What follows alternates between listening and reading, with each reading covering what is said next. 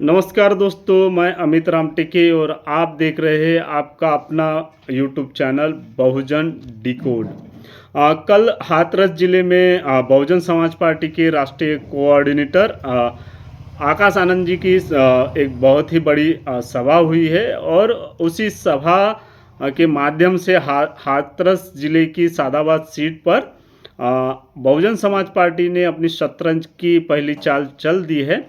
आगे चलकर इस सीट पर अन्य दलों की भी अपने अपने उम्मीदवारों की घोषणा होने वाली है और इसी के चलते आज हम बात करने वाले हैं सादाबाद विधानसभा की। सादाबाद विधानसभा जो है वो हाथरस जिले में आती है और इस जिले में अगर देखा जाए तो बहुजन समाज पार्टी का अच्छा खासा दबदबा रहा है, अच्छा खासा वोट प्रतिशत भी रहा है। बहुजन समाज पार्टी के कद्दावर नेता रामवीर उपाध्याय जो है वो इसी जिले से आते हैं और इस जिले में आने वाली तीनों विधानसभा सीटों से रामवीर उपाध्याय जी ने जीत हासिल कर चुके थे।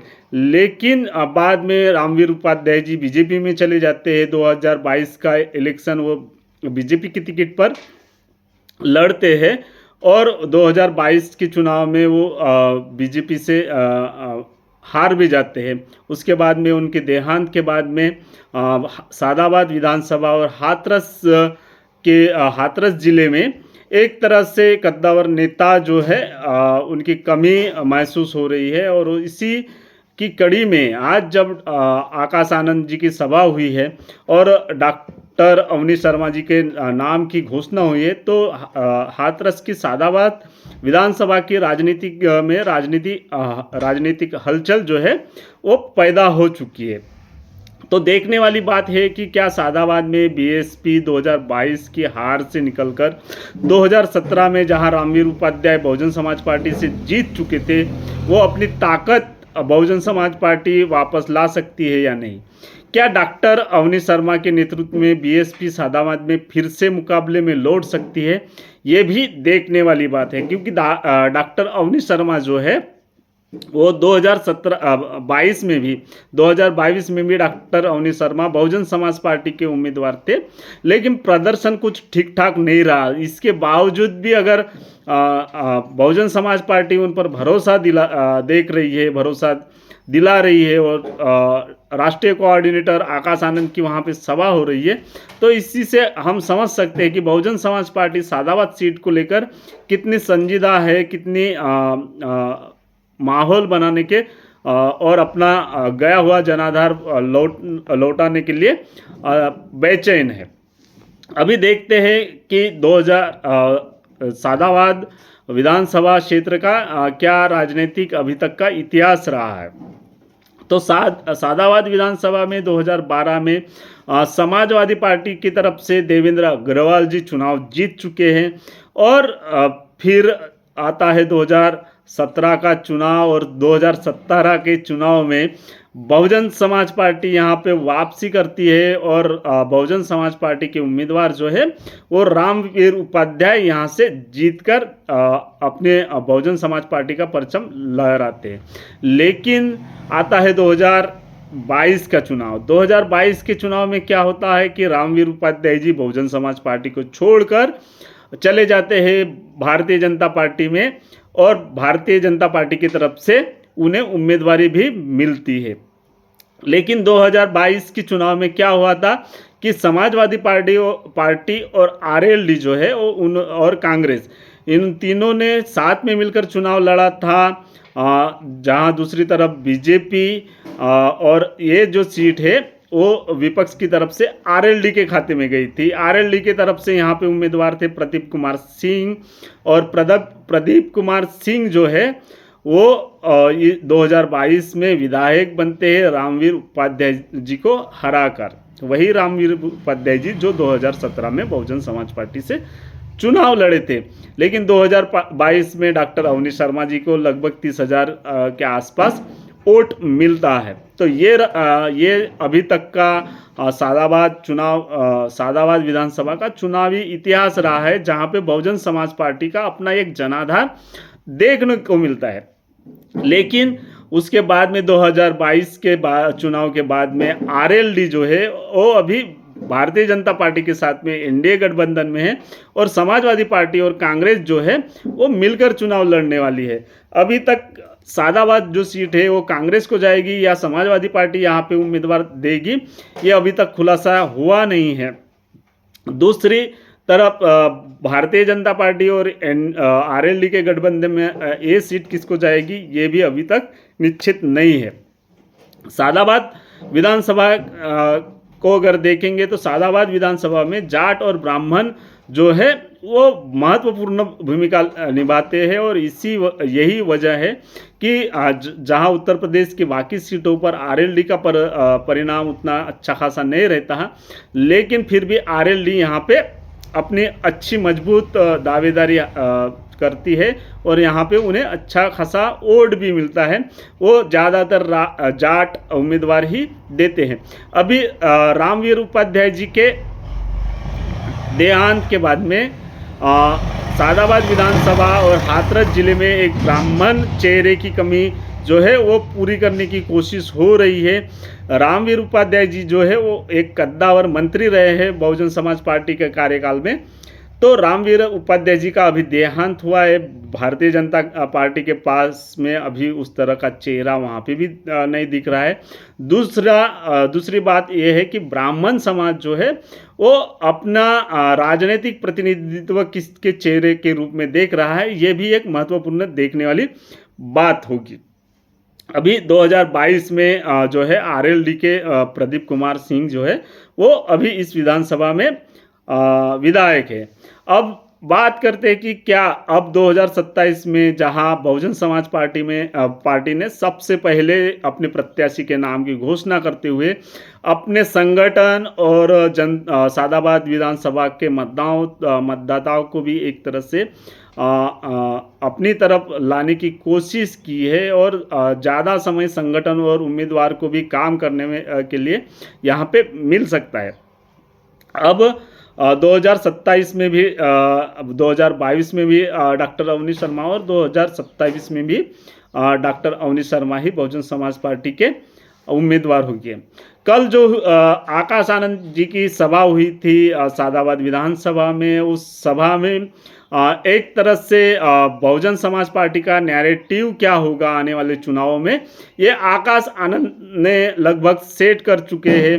उन्होंने योगी आदित्यनाथ, मोदी, यहाँ तक कि नितिन गडकरी, इन सभी जो सत्ताधारी पक्ष के नेता है उनके ऊपर हमला बोला, एक तरह से सरकार की नाकामियां भी गिनाई। तो दूसरी तरफ अखिलेश यादव और राहुल गांधी को भी उन्होंने टारगेट किया, और विपक्ष और सत्ता पक्ष के अपने पक्ष से अपने वोटरों को सावधान होने की बात कही। तो अब सबसे बड़ा सवाल यह है कि आरएलडी और बीजेपी जो गठबंधन होगा, तो ये सादाबाद विधानसभा किस पार्टी के खाते में जाती है। जहाँ तक बात है आरएलडी अपनी यहाँ से दावेदारी छोड़ने वाली नहीं है, ऐसा ही अभी तक जो न्यूज़ आ रही है उससे पता लग रहा है। बहुजन समाज पार्टी के लिए यहाँ पे क्या अवसर है, तो बहुजन समाज पार्टी के लिए यहाँ पे बहुत अवसर है, क्योंकि 2017 में भी उन्होंने यहाँ पे जीत हासिल की थी। अभी जो है उनका संगठन सक्रिय करने के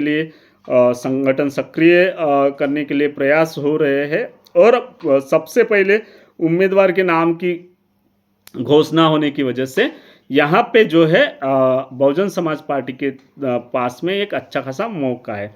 डॉक्टर अवनीश शर्मा जो है उनके सामने भी एक बड़ी चुनौती है, क्योंकि 2022 के चुनाव में उन्हें सिर्फ 30,000 ही के लगभग ही वोट मिले थे, वो तीसरे स्थान पर रहे थे। तो यहाँ पर भी डॉक्टर अवनीश शर्मा के सामने बहुत बड़ी चुनौती होगी कि वो बहुजन समाज पार्टी के संगठन को सक्रिय करे, जनता के मतदाताओं से लगातार जनसंपर्क करके उनको अपनी तरफ लाए। दूसरी तरफ एक रामवीर उपाध्याय जी की जो कमी है क्षेत्र की जनता में, और रामवीर उपाध्याय जी से जो कमिटेड वोटर था, जो बहुजन समाज पार्टी से एकदम भारतीय जनता पार्टी की तरफ भी गया था, उनको वापस लाया जाए। जो नाराज वोटर थे, जो पिछली बार में आरएलडी के साथ में चले गए थे, उनको भी वापस लाया जाए। ये इस तरह की चुनौती डॉक्टर अवनीश शर्मा के पास में होगी, और देखना होगा कि डॉक्टर अवनीश शर्मा इस चुनौती को किस तरह से हैंडल कर पाते हैं। सादाबाद का संभावित चुनावी गणित क्या होगा वो मैंने आपको बता ही दिया है कि एक तरफ होगा एनडीए, दूसरी तरफ होगा समाजवादी पार्टी और कांग्रेस का गठबंधन। तो आरएलडी और बीजेपी के में से बीजेपी या आरएलडी के पास में सीट जाती है, या कांग्रेस और समाजवादी पार्टी के बीच में से कांग्रेस या समाजवादी पार्टी किसको ये सीट जाती है, इस पर भी बहुत कुछ निर्भर रहेगा। क्योंकि इस सीट पर यादव मतदाता 15 से 20 हज़ार के आसपास ही है, ब्राह्मण मतदाता और दलित वोटर्स जो है वो उनकी संख्या ज़्यादा है। मुस्लिम का रुख किस तरफ होता है ये भी सब कुछ तय करने वाला है कि यहाँ पे राजनीतिक गणित, चुनावी गणित किस तरह से होने वाला है। बीएसपी की सबसे बड़ी ताकत क्या है? तो बीएसपी की सबसे बड़ी ताकत है उसका कमिटेड वोटर, जो किसी भी हालत में बहुजन समाज पार्टी के साथ में जुड़ा हुआ रहता है। बहुजन समाज पार्टी के बुरे से बुरे दौर में भी यहाँ पे अगर बहुजन समाज पार्टी को 30,000 वोट मिलते हैं, यहाँ पे दलित वोटरों की जिस तरह से संख्या है, बताया जाता है कि 50 से 55 हज़ार तक दलित वोटरों की संख्या है। और अगर वो दलित वोटरों को बहुजन समाज पार्टी अपनी तरफ ला पाती है, तो बहुजन समाज पार्टी के साथ में अन्य जो जैसे कि ब्राह्मण और मुस्लिम वोटर जुड़ने की भी संभावना नकारा नहीं जा सकता है। बहुजन समाज पार्टी की सबसे बड़ी कमजोरी क्या है? तो 2017 के बाद में जिस तरह से वोटों में गिरावट हुई है, यही बहुजन समाज पार्टी की सबसे बड़ी कमजोरी माना जाता है। सबसे बड़ा सवाल क्या है 2027 में? क्या त्रिकोणीय मुकाबला होगा? तो जिस तरह से बहुजन समाज पार्टी आगे बढ़ रही है और हर एक विधानसभा पर अपना उम्मीदवारों के नामों की घोषणा कर रही है, उससे तो लग रहा है कि इस बार बहुजन समाज पार्टी सभी विधानसभा सीटों पर त्रिकोणीय मुकाबले के लिए तैयार है। अगर त्रिकोणीय मुकाबला होता है, रामवीर उपाध्याय जी के साथ में गया हुआ बहुजन समाज पार्टी का वोटर वापस आता है, तो निश्चित रूप से त्रिकोणीय मुकाबला होगा और सभी के लिए इस सादाबाद विधानसभा सीट पर इक्वल अपॉर्चुनिटी हो सकती है। सादाबाद की असली लड़ाई किस बात की होगी? सादाबाद की असली लड़ाई जो है वो पुराने वोट आधार की वापसी करने के लिए बनाम होगी वर्तमान गठबंधन की ताकत बनाए रखने के लिए। तो यही सबसे बड़ी लड़ाई होने की संभावना है। क्या हाथी फिर 51,000 के आंकड़े तक पहुंच पाएगा? निश्चित रूप से अगर बहुजन समाज पार्टी अपना संगठन यहाँ पे सक्रिय करती है और डॉक्टर अवनीश शर्मा लगातार जनसंपर्क करते हैं, ब्राह्मण वोटर और मुस्लिम वोटरों को अपने साथ में ला सकते हैं, तो दलित वोटर अपने आप ही बहुजन समाज पार्टी के साथ में आने की संभावना है और 90,000 क्या 1 लाख पार भी अवनीश शर्मा जा सकते हैं। क्या आरएलडी और बीजेपी का नया गठबंधन सादाबाद की राजनीति पर भारी पड़ेगा? ये तो आने वाले दिनों में ही पता चल पाएगा। क्या डॉक्टर अवनीश शर्मा बीएसपी को 2022 के तीसरे स्थान से सीधे मुकाबले में ला पाएंगे? ये आप मुझे कमेंट करके बताइएगा। आपको ये वीडियो कैसा लगा ये ज़रूर बताइए। सादाबाद की वर्तमान में राजनीति आपके नज़रिए से क्या है ये भी ज़रूर कमेंट में बताइए। डॉक्टर अवनीश शर्मा का परफॉर्मेंस इस बार में कैसा रहेगा ये भी मुझे आप कमेंट में बताइए। वीडियो अगर पसंद आया हो तो लाइक ज़रूर कीजिए, शेयर ज़रूर करिए और बहुजन डिकोड को सब्सक्राइब जरूर कीजिएगा। जय भीम, जय भारत, जय संविधान।